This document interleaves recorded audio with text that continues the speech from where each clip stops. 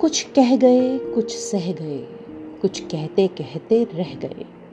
मैं सही तुम गलत के खेल में न जाने कितने रिश्ते ढह गए। नमस्कार, ढेर सारा प्यार। हम कुछ नहीं कह पाए तो इसका मतलब ये नहीं कि जनाब आपके हमारे रिश्ते में कोई दरार, कोई रुकावट या कोई दूरी आ गई। लीजिए, खत्म हुआ इंतज़ार। हम जानते हैं कि आपको था बहुत ही बेसब्री से नए एपिसोड का इंतज़ार। तो 24 थैंक्स डिवाइन ऑर्डर के इस नए एपिसोड के साथ मैं आपकी दोस्त पुनीता हाजिर हूँ एक बार फिर, कुछ कहने, कुछ समझने, कुछ जानने और कुछ बदलने की दुआएं लेकर।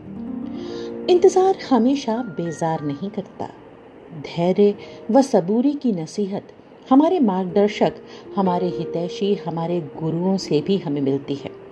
उसी धैर्य और सबूरी को साधना ही भक्त की वास्तविक परीक्षा होती है। जी हाँ, यहाँ भक्त आप और हम सब हैं।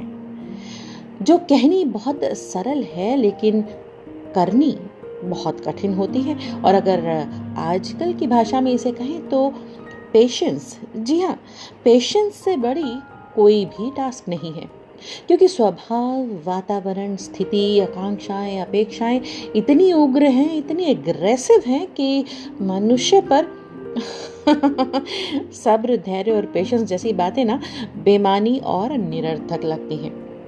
हर किसी को दूसरे की थाली में घी ज्यादा लगता है और फिर जिस तन लागे वो तन जाने, ऐसे ऐसे मुहावरों का असर बढ़ता जा रहा है, जिससे कि वो खुद का दर्द या अपनी समस्या को बड़ा साबित करके सिंपैथी ले सकते हैं और फिर मौके का फायदा उठाना भी आसान हो जाता है। जबकि करना ये चाहिए कि शांत चित्त होकर अपनी गलतियों को सुधारा जाए, सही वक्त का इंतजार किया जाए, जो कि बहुत ज्यादा कठिन लगता है। परेशानी अक्सर खुद की असफलता की वजह से नहीं होती, परेशानी होती है दूसरे की सफलता से। और बस वहीं शुरू होता है हमारा पतन या फिर डाउनफॉल। समझने की बात यह है कि यूनिवर्स में शब्द घूमते हैं। जी हाँ, यही विषय भी है आज हमारा, कि शब्द बोलते हैं लेकिन शब्द घूमते भी हैं और फिर लौटते हैं उन्हीं वाइब्रेशंस के साथ जो हमारे मुंह से निकलते वक्त ही हमने उनमें डाली थी। इसीलिए अंकुश उसी वक्त लगाना जरूरी है जब ये शब्द हमारे मुंह से निकलते हैं।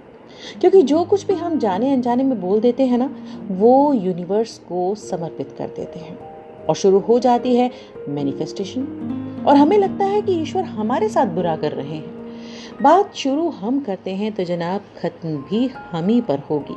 जो गया वो लौटेगा। तो सोचिए, समझिए और सुधारिए सबसे पहले अपनी सोच को, फिर अपनी भाषा को, अपने शब्दों को, अपने भाव को, अपने व्यवहार को। प्रकृति में हर एक जीव प्राणी के साथ आपका प्रेम, आदर, सम्मान और समर्पण ही आपको सकारात्मक यानी कि पॉजिटिव फल की उपलब्धि दिला सकता है। अब प्रेम का प्रतिफल तो प्रेम ही है ना।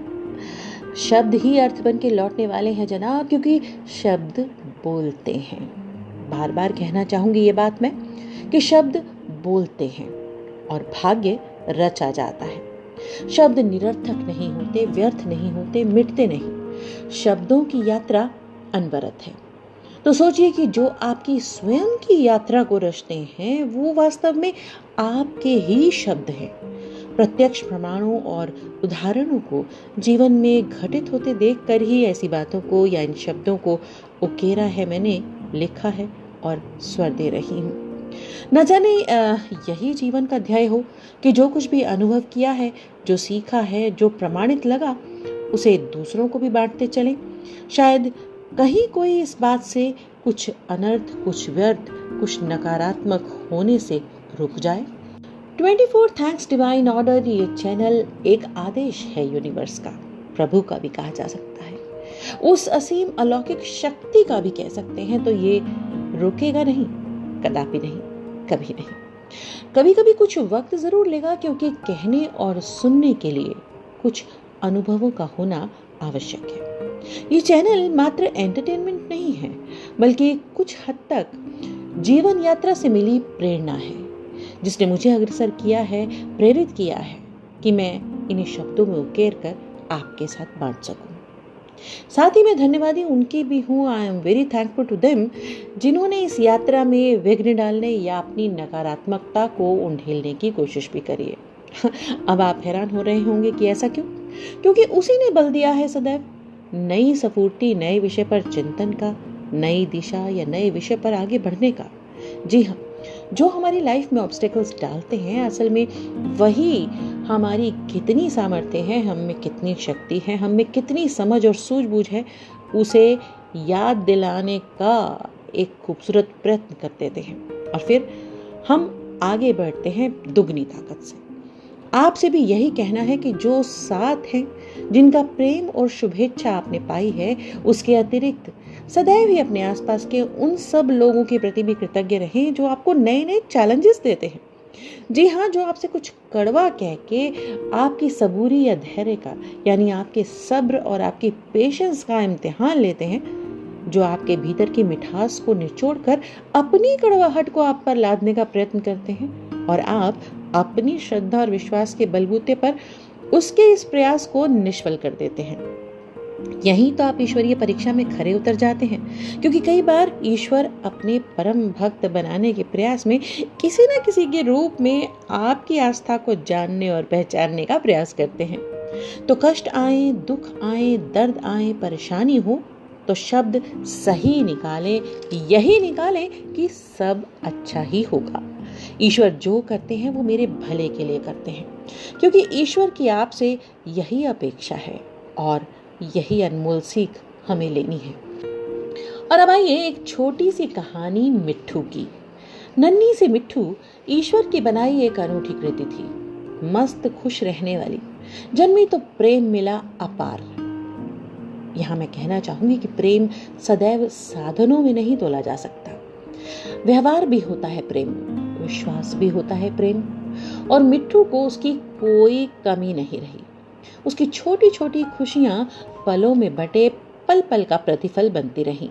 मिट्ठू प्रयत्नशील और दृढ़ निश्चयी थी। जी हाँ, बहुत ही डिटरमाइंड, अपनी धुन की पक्की, लेकिन सही राह और सही उद्देश्य पर। इसीलिए तो उसे साथ मिलता रहा, मार्गदर्शक मिलते रहे और सकारात्मक चलता रहा उसके जीवन का ये चक्र। जीवन के कई खूबसूरत आयाम उसके जीवन में आए, जिससे उसमें स्वयं पर विश्वास भी बढ़ा और उसे परिवार और अपनों का प्रेम भी मिला। लेकिन अब समय था ईश्वर की परीक्षा का। तो आई जीवन में कुछ कठिन परिस्थितियां। यहाँ हमारी नन्ही मिट्ठू कुछ डामाडोल हो गई। स्वयं के निर्णय लेने वाली मिट्ठू ने स्वीकार कर लिए कुछ और निर्णय औरों के। मानो भीतर की आवाज उसके भीतर चीखती रही और वो सुन हो गई। उसे कुछ भी सुनाई नहीं दिया। जीवन यात्रा के आगे मानो एक बड़ी सी चट्टान ढुलक कर आ गई।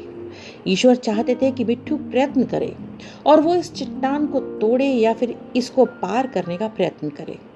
उतार चढ़ाव के लिए सदैव तत्पर रहने वाली मिट्ठू न जाने कहां खो गई थी। उसने उस चट्टान को देखा और फिर वो भूल गई कि उसमें हौसला था उस चट्टान को तोड़ने का, उससे आगे निकल जाने का भी। लेकिन फिर भी उसने उसी चट्टान की छांव में ही अपना आशियाना बना डाला और बस यात्रा रुक गई। यहाँ उसके जीवन की जिम्मेदारियां भी बढ़ी और बोझ भी बढ़ा। यदा कदा ऊपर से गिरती चट्टानों की चोट भी उसे लगती रही, लहूलुहान करती रही। मौसमों से दूर, प्रकृति की अद्भुत छटा से दूर, जीवन के सुनहले इंद्रधनुष को देख पाने के ख्वाब उसकी आंखों के भीतर मरते रहे। लेकिन एक बात जो इस समय में हुई वो ये कि उसने ईश्वर का धन्यवाद करना नहीं छोड़ा। उसने ये उम्मीद नहीं छोड़ी कि बेशक आज वो कुछ अंधियारे में है, लेकिन सुनहली सुबह आएगी।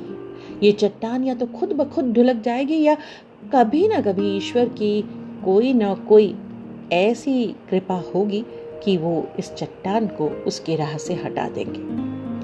आस्था और सबूरी यहाँ काम कर रही थी। मिट्ठू को भी अपने जीवन के कठिन पड़ाव पर हौसला ना खोते देख ईश्वर को मानो अपने बच्चे पर तरस आ गया। और फिर उसकी आंखों में सपनों के रूप में ईश्वर ने वो सारे रंग उसे दिखाए जो उसके जीवन में भी भरे जा सकते थे। अब ईश्वर ने देखना था कि इन रंगों के प्रति मिट्ठू की क्या प्रतिक्रिया है। जीवन का लंबा समय वो मात्र इन्हें सपना समझकर भूलती रही और बोलती रही कि सपने कहाँ साकार होते हैं, जैसा कि हम में से बहुत से लोग करते हैं, आप करते हैं, आपके जाने वाले करते हैं। ईश्वरीय आदेश होते हैं जनाब, संकेत मिलते हैं और एक एक कदम बढ़ाने पर सहारा भी मिलता है, लेकिन हम मनुष्य सदैव ही वो पहला कदम बढ़ाने में ही बहुत लंबा समय लगा देते हैं। सपनों को मात्र कल्पना समझकर उनकी अवहेलना करते हैं, उन्हें निग्लेक्ट करते हैं, उन्हें सच नहीं मानते हैं। संकेत होता है वो ईश्वर का, जिसे हम समझते ही नहीं, और बल्कि ऐसा कहते हैं कि ईश्वर कितना क्रूर है, देता नहीं तो आस क्यों जगाता है। और ये हमारे भीतर की नकारात्मकता को बढ़ाने में बहुत बड़ा काम करता है, हमारी श्रद्धा और प्रेम को कम करने लगता है, ईश्वर के प्रति हमारे भीतर आक्रोश को जगाता है, जो कहीं हमारे अंतर्मन की आवाज को हमारे तक पहुंचने में रोकता है। लेकिन यदि हम इन संकेतों को समझने का प्रयत्न करें, अपने सपनों को हकीकत में बदलने का मात्र एक हल्का सा अनुभव भी ले आए अपने अवचेतन मन में, तो ईश्वर को हमारी प्रतिक्रिया का आभास हो जाता है कि हम बदलाव के लिए तैयार हैं, हम परिस्थितियां बदलने के लिए तैयार हैं। ये आपको करना होगा, सोचना होगा भीतर ही भीतर कि मानो ऐसे खूबसूरत स्वप्न साकार हो रहे हैं। मैं उस परिस्थिति में वर्तमान में हूँ जहाँ मैं पहुँचना चाहता हूँ, और यही है विजुअलाइजेशन। जी हाँ, इसी को हमने सीखना है। अब आप सोच रहे होंगे कि कहानी का क्या हुआ? जी, मिट्ठू की कहानी एक जीवंत कहानी है। मिट्ठू अपने सपनों में रंग भर रही है।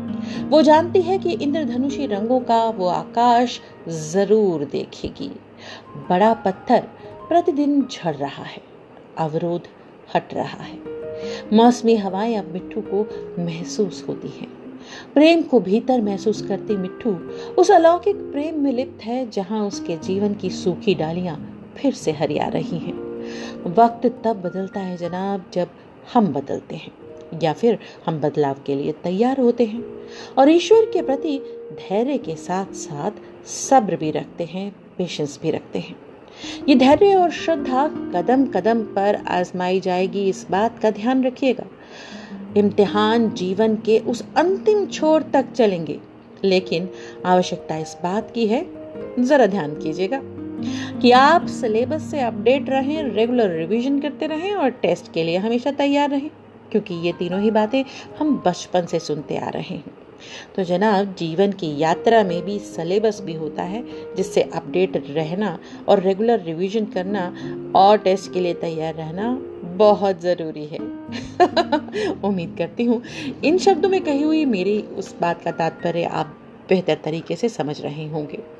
तो मुस्कुराते हुए फुल कॉन्फिडेंस के साथ तैयार रहिए, जीत आपकी ज़रूर होगी। नसीहत दीजिए मगर किसी को शर्मिंदा ना कीजिए। उद्देश्य दस्तक देना जरूर हो, लेकिन दरवाजा तोड़ना नहीं। किसी की भी उम्मीदों को कभी मत तोड़िए। अगर कोई भी पॉजिटिविटी, 1% भी पॉजिटिविटी भीतर है, तो उस पे इतना बल दीजिए कि वो 99% की नेगेटिविटी के ऊपर हावी हो जाए। मिट्टू की कहानी आप अपनी सकारात्मक और नकारात्मक दोनों भावनाओं से पूरी कर सकते हैं, क्योंकि वो हमारी नहीं, आपकी सोच व बुद्धि का प्रमाण होगा। वो आपकी ईश्वरीय आस्था होगी, वो आपका सब्र और आपकी सबूरी होगी। मैं ये कहानी यहीं छोड़ती हूँ, लेकिन अपनी ढेरों दुआएं मिट्ठू को देती हूँ। आप भी दीजिएगा कमेंट बॉक्स में, ताकि वो सभी मिट्ठू की जीवन यात्रा को और संबल दे सके और उसके सपनों का आकाश उसे मिले।